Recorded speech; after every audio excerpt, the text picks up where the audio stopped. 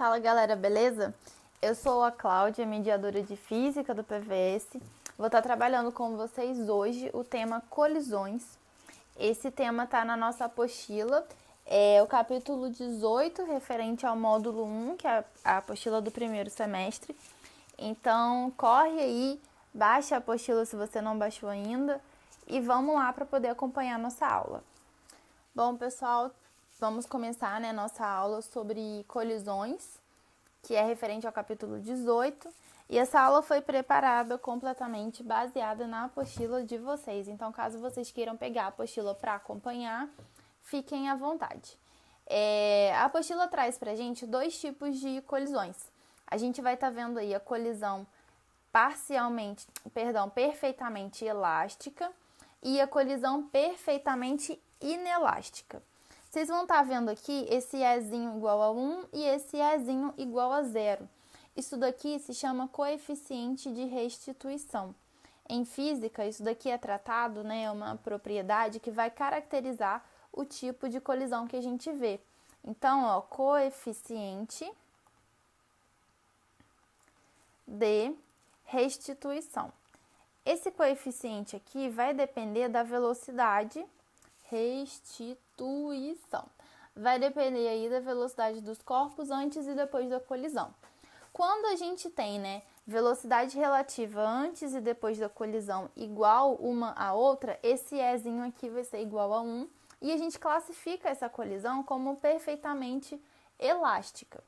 Quando a gente tem esse Ezinho aqui igual a 0, a característica, a classificação da colisão é perfeitamente elástica. Isso significa que a velocidade dos corpos antes da colisão, ela até poderia ser diferente, mas depois a velocidade vai ser igual.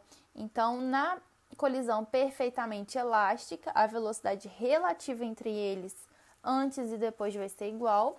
E na colisão perfeitamente inelástica, depois da colisão, eles vão ter a mesma velocidade. Separei aqui duas situações. Para perfeitamente elástica, tem uma informação importante que é o seguinte: nesse tipo de colisão não há perda de energia cinética. Só lembrando, energia cinética é calculado como massa vezes velocidade ao quadrado dividido por 2. Então, se não tem perda de energia cinética durante a colisão, lembrando que a gente vai estar falando sempre de um sistema. O sistema pode ser composto por 1, por 2, por 3 corpos. Então, a energia cinética inicial, a gente vai levar em consideração todo esse sistema. Se no início ela é igual ao final para todo o sistema, eu não perdi energia cinética nessa colisão, então eu tenho aí uma colisão classificada como perfeitamente elástica. A colisão classificada como perfeitamente inelástica significa que a gente vai perder energia durante essa colisão. O sistema ele perde energia, então a energia cinética inicial ela vai ser maior que a energia cinética final da nossa colisão. Coloquei esse gifzinho aqui só para vocês entenderem que quando eu escrevi aqui em colisão perfeitamente inelástica, que a velocidade dos corpos no final é igual a uma outra, é como se os dois corpos, se um corpo fosse carregando o outro depois de ter colidido, igual esse desenho que eu coloquei aí para vocês. Depois da colisão do carrinho com a bola, ele sai carregando a bola. Então, os dois eles vão ter a mesma velocidade. Quando isso acontece, colisão perfeitamente elástica. E aí, os exercícios sobre colisão perfeitamente elástica ou perfeitamente inelástica, eles são todos resolvidos basicamente utilizando esse princípio aqui de que há conservação de quantidade de movimento depois ou antes da colisão. Essa grandeza física é uma das grandezas que num sistema ela vai se conservar. Então, antes da colisão a gente tinha uma quantidade de movimento, depois da colisão essa quantidade de movimento do sistema vai ser mantida. Só para lembrar, quando a gente fala de quantidade de movimento, isso é uma grandeza vetorial, então vai interessar módulo, direção e sentido, e ela é calculada a partir da massa vezes a velocidade de um corpo. Eu separei aqui dois exercícios para a gente fazer. Exercício 1, que está na página 105, e exercício 3, que está na página 106. Então, você pode pausar o vídeo nesse momento, começar a assistir, começar a fazer o exercício, né? E depois você dar o play para poder conferir a resolução, tá? Que eu vou resolver esses 2 exercícios aí e é mais interessante, mais eficiente que vocês tentem resolver e só voltem aqui para conferir o resultado. Então, podem dar um pause aí que eu vou resolver e daqui a pouco vocês vão dando play aí para conferir a resposta de vocês. Vamos nós. A gente tem aqui, né, uma situação no exercício 1 que fala: um homem de 70 kg corre ao encontro de um carrinho que tem 30 kg de massa para um observador fixo no solo. O homem se desloca com 3 metros por segundo, o carrinho 1 metro por segundo, no mesmo sentido. Isso daqui é muito importante porque velocidade é grandeza vetorial. Depois de alcançar o carrinho, o homem salta para cima dele, passando ambos a se deslocar, segundo o mesmo observador, com uma velocidade de... Vamos lá. Vou anotar aqui todas as informações. Então, a gente tem a massa do homem, igual a 70 kg. A gente tem a massa do carrinho, igual a 30 kg. Temos aí que a velocidade do homem é de 3 metros por segundo. Temos que a velocidade do carrinho, antes, né, é de 1 metro por segundo. Como eu falei no slide anterior, a gente vai resolver os problemas de colisão usando a quantidade de movimento, a conservação da quantidade de movimento. Então, antes vai ser igual a depois. Inicial vai ser igual ao final. No início, a gente tem lá quantidade de movimento do carrinho mais quantidade de movimento do homem, ou o contrário, né?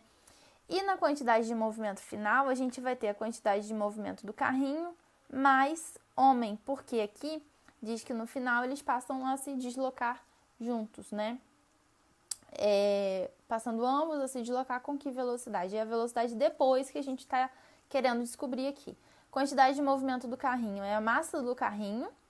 Então, massa do carrinho vezes a velocidade do carrinho, mais a massa do homem vezes a velocidade do homem, igual aqui. Se esses dois, né, vão caminhar juntos, eles vão ter a mesma velocidade. Então, aqui eu só vou somar a massa dos dois.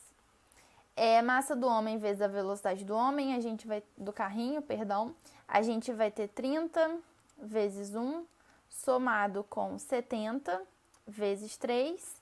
Aqui é a velocidade que a gente quer calcular, somado com a massa do carrinho de 30 com 70, que é a massa do homem. 30 vezes 1, 30. 70 vezes 3, 210. V vezes 100, que é a soma de 30 com 70. Vou trocar aqui de lado, eu tenho 100 vezes V, igual, né, 240, que é a soma desses dois números. Posso cortar esse zero com esse zero. V é igual a 24, dividido por 10. Logo, a velocidade desse conjunto é de 2,4 metros por segundo. Nossa resposta é letra B. Próximo exercício. A gente tem um menino e um carrinho que juntos eles têm uma massa de 60 kg. Quando o menino salta do carrinho com velocidade de 2 metros por segundo, o carrinho vai para trás com 3 metros por segundo. Desse modo, podemos afirmar que a massa do menino vai ser de quanto? Então, ó, a primeira informação aí que a gente tem é isso aqui, ó. 60 kg é a massa dos dois juntos. Então, eu vou somar massa do menino, a massa do carrinho, e eu vou obter o valor de 60 kg, só que eu não sei quanto que é a massa de cada um deles separado. Vou descobrir. Como que eu vou descobrir? Conservação da quantidade de movimento. Quantidade de movimento inicial igual ao final. Se no início eles estavam em repouso, o valor da quantidade de movimento vai ser de zero, já que quantidade de movimento depende de velocidade. E aí no final a gente vai ter carrinho para um lado, menino para o outro. Então eu vou fazer aqui, ó, massa do carrinho vezes a velocidade do carrinho, mais a massa do menino vezes a velocidade do menino. Então, a gente tem aqui que zero é igual. A massa do carrinho a gente não sabe qual é o valor. A velocidade, vamos lembrar do seguinte, esse carrinho, ele vai para trás com 3 metros por segundo. Então, a gente coloca aqui, ó, um sinalzinho de negativo no 3. Porque a gente não sabe, a gente sabe que ele está no sentido contrário do menino. E a velocidade do menino é de 2 metros por segundo, a gente deixa positivo mesmo. Vou trazer esse termo para o lado de cá, então a gente vai ter 3 vezes a massa do carrinho igual a massa do menino vezes 2. Temos aqui, ó, 2 equações e 2 incógnitas. Podemos usar o método da substituição. Como eu quero saber a massa do menino, eu vou isolar a massa do carrinho aqui, ó.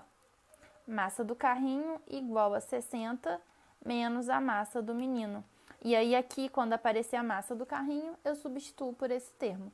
Então, a gente vai ter 3 vezes 60 menos a massa do carrinho igual a 2 vezes a massa do menino. Aplica distributivo aqui, 3 vezes 60, 180, menos 3 vezes a massa do menino, igual a 2 vezes a massa do menino. Esse valor vem para o lado de cá positivo, então a gente vai ter 180 igual a 5 vezes a massa do menino. Então, a massa do menino vai ser igual a 180 dividido por 5.